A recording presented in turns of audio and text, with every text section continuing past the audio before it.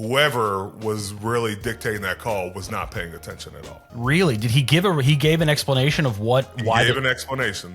I'll just leave it at that. All right, guys, welcome to another episode of Not Just Football. We have a packed episode for you. We got to talk the Eagles game. We got to talk our fan giveaway and previewing the Ravens game as well. But Hayden, any thoughts on the Eagles game? It was a weird one. It was a frustrating game. I would imagine you feel the same way because I definitely think the Eagles were probably the better team Sunday. But I felt like you guys didn't play your best game. You had opportunities. You hurt yourself. And I also think there were some officiating things that, I know I always talk about the officiating, and I know you hate that. But once again, it felt like there were officiating things in that game. What was your frustration level with that game on Sunday? Tough. I thought we had some opportunities. Didn't start the game like we wanted to. Kind of dug ourselves a hole. But I thought, I think it was 17-10 at one time, and 17-13 going into half. 13. Yeah. And I thought we were going to get off the field. We got off the field, then a fumble, and we just didn't recover from there. The missed tackles on defense were kind of, all over the place and, didn't help us a lot. The goal was obviously get after Saquon, and I know he had one longer run, but I thought for the most part we did pretty good on him. But, we have to rebound and we have to get our stuff together because, great thing about it is we made the playoffs even in a tougher game like that. But the best thing about it is it all comes down to Baltimore, and it's going to be a rock 'em and sock 'em type of game. It was funny. I was even debating whether I should mention the playoff thing because I know, like, after a loss, you're kind of like, I don't really care. But that is important that you want to get to the dance. And I'll say, just for last year, you guys aren't sneaking in this year. No, I'd say this: you guys did do a great job against Saquon. He only had 65 yards rushing. As a whole, I thought you guys did really well against the Eagles. They only averaged 3.1 yards a carry. So you guys did a very good job. Is that why, though, they had more success in the back end? You guys were maybe putting more guys towards the front? No, I think we just didn't tackle well. There's been plenty of other times when we've been in similar situations, and when we don't fully execute, whether it's front or back end, we leave ourselves exposed to, those bigger plays. They have good players. They're allowed to catch the ball, but the run after I thought was critical, and I don't think we really did our best effort in that. Yeah, like I said, it was a weird game. I think it was a season high missed tackles for you guys on defense. And then another weird stat was you guys only ran 11 plays in the second half and only had the ball on offense for 5 minutes, 50 seconds. We've talked all year about you guys having to play complementary football, and that's been like what you guys have been so good at. It just didn't happen on Sunday. And like I said, what happens on that drive where they get the ball with 10:21 left and you guys just can't get off the field? We really did not play complementary football. A couple positive things we did have. Our special teams came up with a big turnover, and I thought our special teams was keeping us in the game for the most part. But the other two sides I thought were incomplete and really made a mess in the second half. Yeah, just a weird game, like I said. And I know I don't want to go too deep into it, but the Darnell Washington play, how are there not offsetting penalties on that? Like, and then they say there wasn't a punch throw. Then there's video of it literally in game of a punch being thrown by Darius Slay. And then I don't even know if you want to go back to Jalen Carter. I mean, that's not our boy Cotter. So it's like, and also that one, they said the ball was punted after. I'm like, it was after the punt. I'm like, guys, we can watch him get punched and then the ball goes punted. Yeah, so, they just like the reasoning behind those two plays just felt, idiotic. I know they have a job to do, and I know they said they had New York's help in deciding those. That did not feel like they even looked at the plays. For multiple people to have cameras and to see NFL spends good money on these games, and they've got all the cameras. If you can't find that camera and have a ref running up and see clear punches thrown, and then you look at the play with Connor, what are we doing here? Because that ain't football. I will say when you look at the play with Darnell, he definitely did. He blindsided him. He put him on the bench. I mean, he didn't blindside him. He just like the movie The Blind Side. He took him out of the club. All right, he took him out of the club. Okay. Yeah, he said no white tees in the club. No. And Slay's my guy, but yeah, you don't want to be put in the high chair like that. And Slay responded, but I think at the end of the day, that should have been offsetting penalties. Well, of course, because it's always known, too, that you guys are not going to allow Darnell to be there by himself. So Calvin Austin running up to defend his guy is totally normal. Also, too, why would Darnell get the penalty? It's clear Slay through the punch, man. I mean, come on. And that was such a drive killer, man. It really just killed the momentum. Najee You go just from picked being up on the first. 2 I to know. now being, second and 18. It is. It's tough, and you said it's not all the officiating. That isn't the main reason you guys lost, and it wasn't just the fumble. You said it was a weird game. Defense didn't play. It was a multitude of plays, and I know Mike T said, you highlight penalties when you lose, but it was a combustion that a recipe for disaster. Yeah, it was. And that's going to happen though over a 16-game season. They're a really good team. I will say, did you were at Gabe, but have you seen the replay of him talking to the ref after the Darnell Washington? Yes. I mean, if you could read lips, my goodness. I'm excited for Hard Knocks. I will just say Hard Knocks will not disappoint when it comes to that point. That clip, I think everybody will be talking about what the ref said, because the explanation is just going to, show that whoever was really dictating that call was not paying attention at all. Really? Did he gave an explanation of why he gave an explanation. I'll just leave it at that. Wow. Okay. Well, that's a good, I'm excited then for tonight. Wow. Okay. And, I wish we were doing this before so we could tease this up and everybody could look forward to it. But, yeah, if you guys want to react to this, let us know what you think. Well, can you just say it then if it's going to be out by that time? Just know the ref's explanation to what happened and what they saw clearly goes against everything that happened in that play. Yeah. Well, I mean, that's not shocking. Like I said, it wasn't even just replays from the game. There were replays from fans in that end zone that are showing Slay throw the punch. And I get they can't use that video, but there was plenty of video there. Unfortunate, but like I said, I think it was just a multitude of things that happened on Sunday. All right. Well, you want to go to 3 and out, move on? Let's go to 3 and out. All right, we're just going to go first down here. We're going to start off here in Detroit. Dan Campbell on the Lions loss. He got a quote that said, "You get used to eating filet and forget the times you ate moldy bread." Please, what does that mean? You're a football guy. I just enjoyed the sport. You play it. What does that mean? Dan Campbell needs to stop eating moldy bread. That's disgusting. I would agree.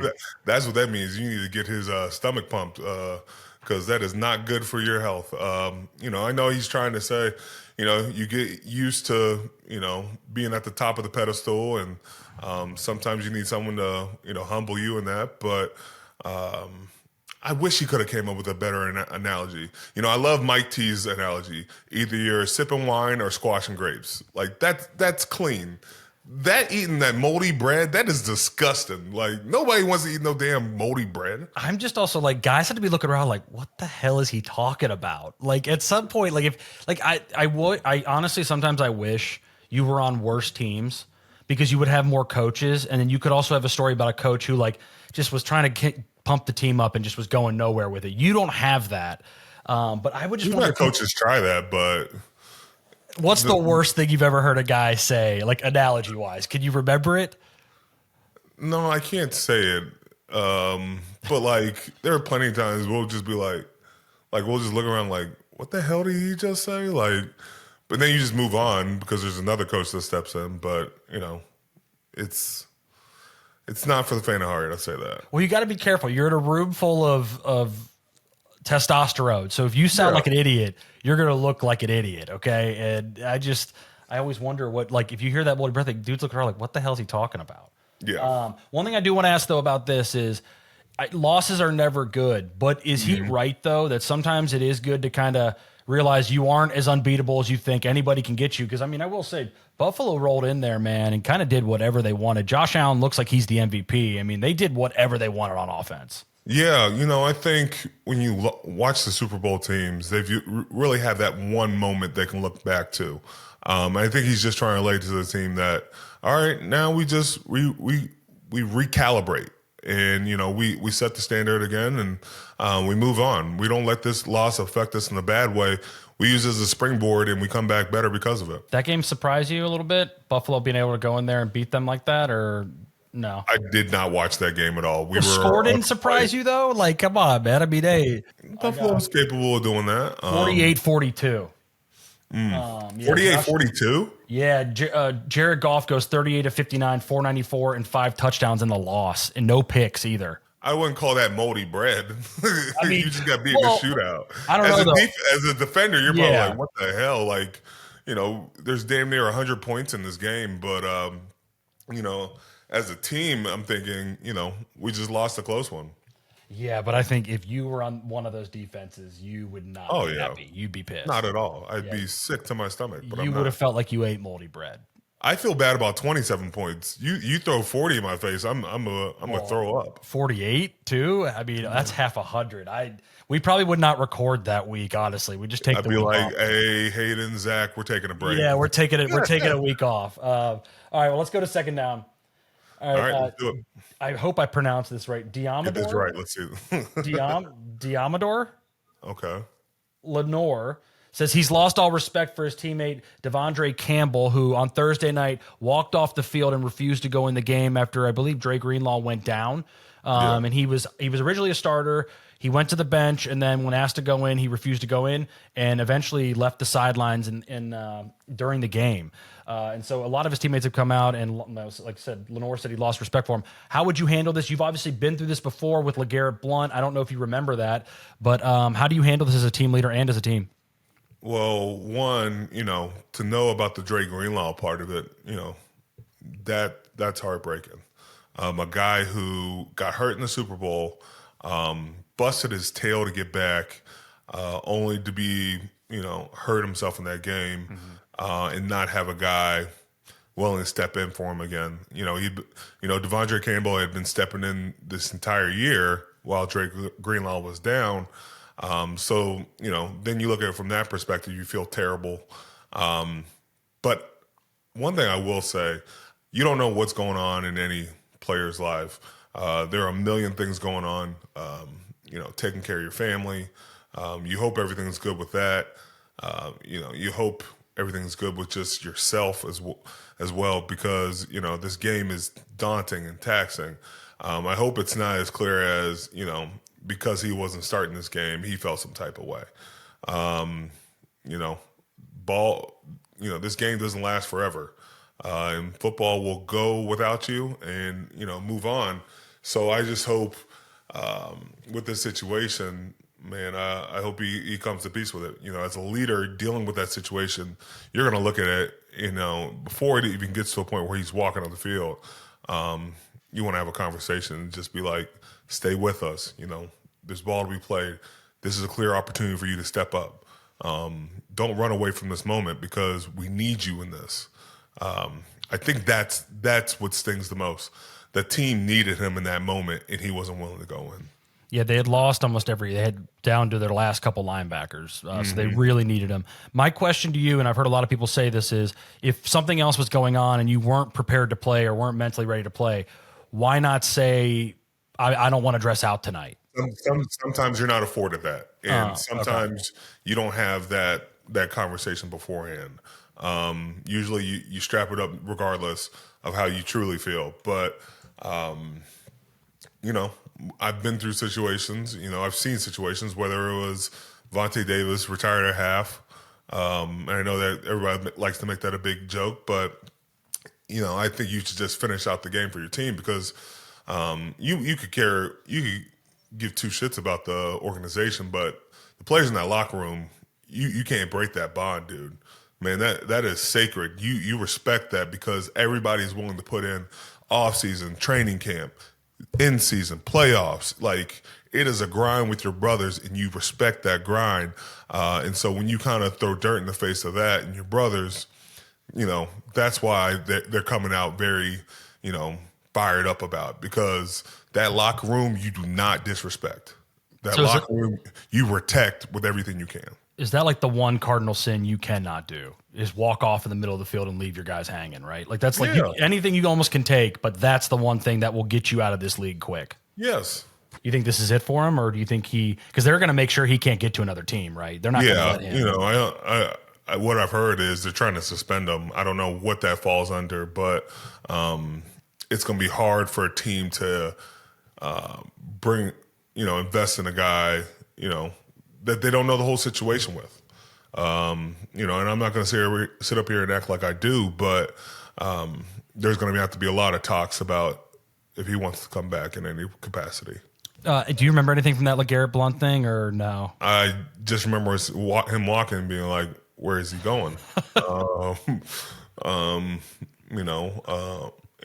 one thing, even when Melvin Ingram asked to be released, Mike T was like, I want volunteers, not hostages.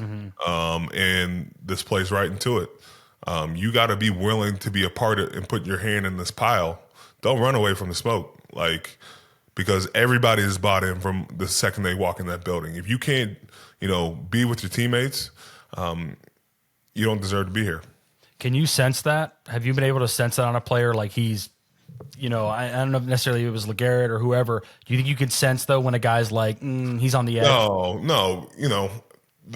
That was the hard part about LeGarrette, because besides that time, we thought he was totally bought in. And I think the game happened in Tennessee, and El Bell went off. He did.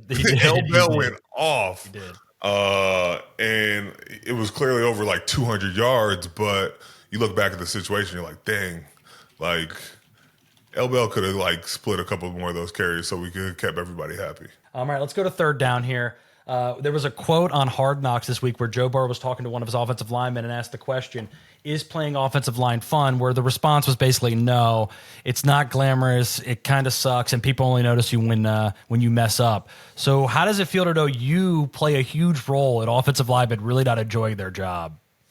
Yeah, we've all got something grimy to our job.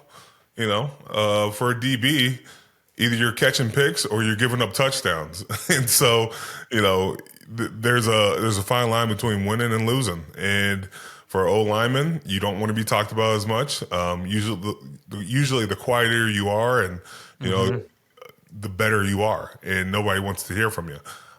Defensive line, you want to bring the noise. And if you're not bringing the noise, everybody knows there's a problem. So, it's a flip of the coin in the way we look at it, but I got to make sure, any O-lineman's day sucks when they play me. Well, and they pretty much alluded to, it's the least glamorous position in the league, right? It's got it. Yeah, they're running backwards with people going forward at them. You never, ever get any love unless you, like you said, unless you're very quiet and no one ever hears from you until the All-Pros come out. But you're right. It's the least glamorous thing, and you're always on defense. It feels like you're always being pushed back or somebody's running into you. So, but you enjoy that, huh? You would. How many times have you known when a guy is totally defeated across from you? Plenty. And usually when they're making eye contact with you, that is a clear sign that I got a fish on the hook. How quickly? What's the fastest into a game that you've had the fish? There's been games where I've started a sack on the first play, and then from there on out, it's we cooking with gas. Because talk to any D lineman, you get a sack in the first quarter, the book opens up. Really? Just know that the book opens up. You're gonna start trying stuff, and you're like, oh, if this worked, this might work, and if this works, it's gonna be a long day. How long did it take you to learn, in the league, all right, I got this guy? What year did you know, when you had guys? Man, I think you develop it over time because, one, you got to have your counters. You got to have moves to set up moves. But you also got to understand the defense at a different level. It's not just, you go out there, you're making plays. It's, I'm making this play because I can then make this play. Then I can set it up with this. It's got to be a chess game rather than a checkers game. Man, what's it like going into a game, though, knowing a dude's defeated, though? That's do you know, too? You know who struggles against you, right? It's fun when, it's a younger guy. You get a guy that, you've been killing the entire game, but it's just a matter of give me a little bit of time to cook this thing a little bit more. Because sometimes, you get into a game where it's all quick pass and you're like, man, if we get just a couple more seconds, it's a wrap for this dude. And if you can get up a couple of scores where they got to pass the ball, then it's a wrap. Very few people on this planet that I would want to know that have my number. Like, I would hate for you to be that guy. You are so annoying when you're doing well. So annoying. All right, let's go to New Jersey for fourth down, okay? Yeah. I want you to put on your conspiracy theory hat here and let me know what you think is going on with these drones in New Jersey. Have you heard about these? I heard about them, but I haven't seen them. Okay, so they are crazy looking drones and they look different than your average drone. What do you think it is, I guess is my question. Let's just go into that. What is it? A bunch of peeping toms. That's what you think it is, huh? Hey, big brother. I mean, I guess that's what it is. I've heard it's sniffing for nuclear issues or something like that. I don't know what that really means. Some people think it's aliens. Some people think it's like a foreign nation. What do you think? Seriously, not peeping toms. Come on. I really don't know. Like, I think it's just Bill Belichick trying to catch everybody's plays at this point. Especially in college, he's got to have those all over. He's getting ready for some team up in New Jersey. He's getting ready for teams up in Pittsburgh. He's got them all over the place, just, working on his new Spygate. I don't know how we got on Bill Belichick with these drones, but if Connor Stallions could do what he did, what is Bill Belichick going to do in college? Like, he's going to be so much espionage. It's going to be insane. This is what I would like to do. Hard Knocks, screw the NFL, go college football. Never going to get access like that. Never going to get that. If you're willing to pay, you will. Maybe, and it would be probably a good recruiting tool. Could you imagine Bill Belichick on Hard Knocks for college and watch the recruiting scale he would go through? Well, let me ask you this. You've talked to him a few times. What would it be like if Belichick came into your living room and recruited you in Charlotte Hayward? I don't think he has the patience. Really? I don't think he has the patience. Patience? You guys are not high maintenance, though. We're not high maintenance, but we like to take our time with our decisions.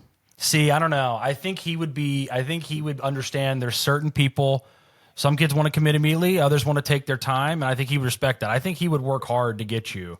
I can't wait to hear what his recruiting pitches are, though. Does he just bring in the NFL, the rings, and put them on the table? You would think so. I think he's had a lot of, hardware, so that's got to be a main tool. I'm going to make your son not only a Heisman winner, but I will make him into a great NFL player as well. That would work on you? Maybe. I'd have to see the team. That team, there's a lot of things that need to happen before they're a really good team. He can get good quick, though, with the transfer portal. Yeah. He's going to hit the portal hard, I'm sure. And like I said, he's bringing a bunch of NFL guys with him. So it'll be interesting to watch. But so nothing on the drones. You can't go full conspiracy here. You go full conspiracy on other things, but not that. Not that. All right. Well, I think they're sniffing for nuclear bombs or something. I wish we got this out of season so you could really dive deep into this. You're too deep into the season right now and care too much to look at Yeah, pretty much. all right, let's go preview the Ravens game. All right, we got Ravens Sunday. If you win the game in Baltimore, you win the division title. You've already beaten them once this year. You guys have played them well over the last couple of years. Does the first meeting even really matter in this? You guys have played each other so much. Like, what's happening, right? No, I think this game comes down to just execution. It doesn't matter what we've done in the past. It doesn't even matter what we did last week. This is a new opponent. You got two MVP candidates in Derrick Henry and Lamar Jackson. They got a really good defense over there, and they've been even more stout on defense since the last time we played them. So, we got our hands full with this one, but this for all the marbles. This is where you like it, and Baltimore's going to bring it. No better, right? Going into Baltimore can win the division. But my question is if it's me on the edge, me personally on the edge, and I got Lamar in space, what do you think? What do I need to do to get him down? You better push him towards the sideline because that's the only help you're getting, my dog. Well, no, I'm going to push him into you. I'm going to shove him back inside and let you take him. You better make sure you string his ass to the sideline because you don't stand a chance if he's got any more space. So you don't want him cutting it up. So when we were at youth football, it always cut the sideline off, force him back into your defense. Lamar, you're saying let him run to the sideline. For you, for me, the sideline. Yes. What would TJ Watt need to do? He could force him up. Yeah. Listen, man, I would Just be. because you're both from Wisconsin doesn't mean I would shit. be. Listen, we're from a very similar part of Wisconsin too. Okay, it's that You Pewaukee. weren't drinking the same water. It's my that dog. Pewaukee Oconomowoc. We got that peanut punch in us. I would take that football from him. You got more of that Hawaiian punch than peanut punch. Don't you dare. What's it? Does it mean anything more? The AFC North is on the line here. I mean, it's already Baltimore Steel at Pittsburgh. This is the game. This is the game. Like, you know, it's one of our biggest rivals. Everybody's vying for this one spot. You know, we want the AFC North crown. You gotta beat the guys who've already had it, and they had it last time. And man, it's gonna be fun to go there. Yeah. When's the last time you won the North? 2021.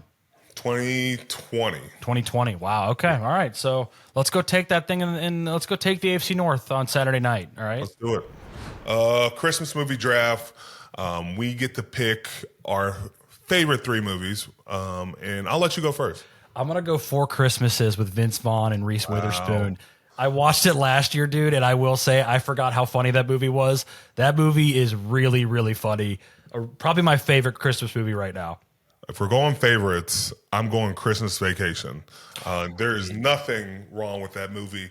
As a father, as a husband, I know what Clark Griswold goes through.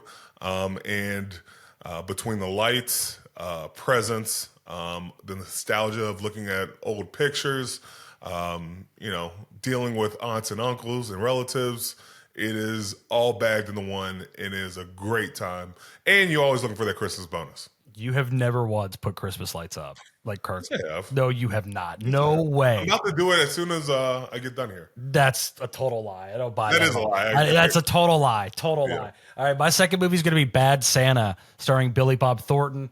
Just another very funny movie. I'm not going to go the traditional ones here. You're going to hate my third one. It's an ode to somebody who's been on the show before. But yes, Bad Santa with Billy Bob Thornton. Watched that the other day, and I will say that movie is very funny too. Okay, my next one, this might shock a lot of people. I don't agree with what they did in the movie, but I love The Night Before with Seth Rogen, Anthony Mackie, and Joseph Levitt-Gordon. Great movie, plenty of laughs, inappropriate laughs, you name it. It is a good freaking time. You love that one. Yes. You really do. All right, this one is not technically a Christmas movie, but it's kind of like the Die Hard argument. I'm going to give a shout out to Michael Keaton. Batman Returns. It takes place during Christmas, so it is a Christmas movie. I looked it up on a Christmas list, and it was on there too. Batman Returns. I just wanted to give a shout out to Michael Keaton, friend of the show. Okay, well, I'm going to give another shout out to a friend of the show and go with this one. I'm going to go with Home Alone 1 and 2 because Macaulay Culkin's a friend of the show. Is he? No, I'm kidding. Oh, I was hoping like maybe you talked to Macaulay or something, or maybe it was like a Joe Burrow joke or something like that. I didn't know. I was like, well, that's great. No, not at all. But you know, I just I play into yours. But you know, you got to have Home Alone 1 and 2. It comes as a pack because every Christmas I have to watch those movies, and what kid didn't want to be left alone at Christmas after seeing that movie? Better Culkin, Kieran, or Macaulay? What decade are we talking Well, about? no, I mean, what do you like better? What do you, I mean, because I will say, ever since I've, finished Succession, I'm a big Kieran, I hope I'm pronouncing his name right. Kieran Culkin, I'm a huge fan. So I don't know. Do you have you're probably going to go Macaulay here, huh? Macaulay, you got Richie Rich, you got Home Alone 1 and 2, you got My Girl. What other movies? But Roman Roy's a better character than all of them. No. Yes. Roman Roy is better than Kevin. Roman Roy is a better character than every one of them. No, okay. not Yes, true. he is. All right, let's go TFLs and gay balls quickly. I'm gonna go TFLs because I think it's just funnier when I do TFLs. My first TFL goes to the refs from our game. Yeah. There's explanations. You hear a lot of it on Hard Knocks, but just didn't make sense, especially with Connors hit to the face. That like I'm not cool with that. Like, you hit my brother, and I'm not playing that. But like, I would hope the refs and the NFL will be smart how you handle it, because that has no place in our game. Like, you just being dumb out here. We talking about punches. That is a clear punch on TV. Yeah, it wasn't even in the confines of the game. Yeah. It was he got up and knew what he was doing. the second he got out there. I'll give a TFL to Jalen Carter for just throwing the punch. It was completely unnecessary. The officiating response to it too didn't make any sense. They said the ball was gone, but Connor gets punched, then the ball goes flying. Don't really see where that was in the confines of the game and how he didn't get in trouble. And I would say, with knowing what the fine system is here, I know he's not a repeat offender maybe, but man, that's like you're not even playing the game at that point. So you're right. It'd be interesting to see what happens with him. Yeah, my next TFL, my only other TFL, Travis Hunter's girlfriend. Oh no! Are you getting it on this? Are you getting it on this? I'm not getting in on it, but you got to stand up for the man. That dude bawled his tail out all year. Felt like Dion kind of had to say, "Come on, girl, get up." But between that and then him having the game of his life the week before, and her just kind of raining on his parade, it just felt like spoiled milk. I will say she's had a couple bad moments on camera that just don't look good, and we've seen plenty of people having bad moments like this. That is a sign, my dog. Well, it's like that many, and there's been a couple. I agree with you. I don't know. It's a weird situation, but the camera has caught her a few times. Yeah. I'm gonna go DeAndre Campbell walking off the field. Man, can't do it. I understand other things could be going on, but I feel like you really left your guys out to dry, especially knowing that the 49ers were down a lot of linebackers and really needed them to play.